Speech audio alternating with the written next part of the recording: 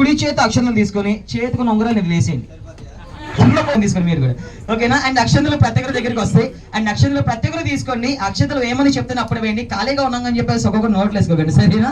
అయినా మరి మీరు కొట్టే చెప్పట్లే వీరికి మరి బాధ్యమైంది. మీరు గడియ క్లాప్స్ గా మేము మ్యారేజ్ గడియ క్లాప్స్ కమన్.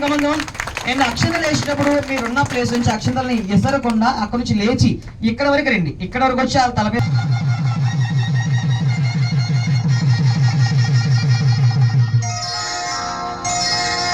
శ్రీరస్తు శుభమస్తు శ్రీరస్తు శుభమస్తు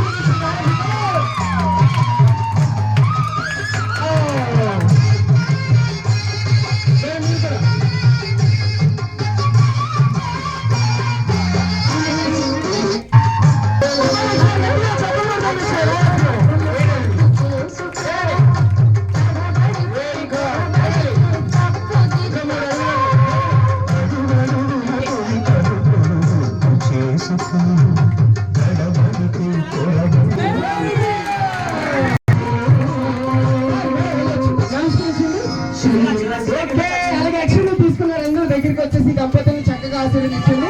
యాక్షన్ తీసుకున్నారా వచ్చిందమ్మా పర్వాలేదు ఇక్కడ వరకు వచ్చి ఇంకా యాక్షన్ కూడా చాలా గోదావరి పేరు కాల్సినటువంటి అది ఆకాశానికి కాదు ఇది భూమికి కాదు మన మేనేజ్ చేస్తున్నారు కాబట్టి ప్రతి ఒక్కరు వచ్చేసి దంపతుల్ని చక్కగా ఆశీర్వదిస్తారని మనస్ఫూర్తిగా కోరుకుంటున్నారు. ప్రతి ఒక్కరు వచ్చిందమ్మా ఎంత పుణ్యం జరుగుతుంది కాబట్టి ప్రతి ఒక్కరి దగ్గరికి వచ్చి అంటే రామ్ సార్ ప్రకాష్ రెండు కాలు పట్టుకుని లాగేయండి వద్దులే మేడం కింద పడిపోతుంది.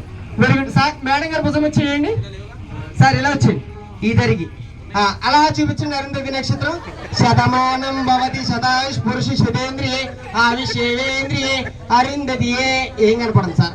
ఆ చివరి కొండ కాడి నుంచి చివరి కొండ దాకా మాది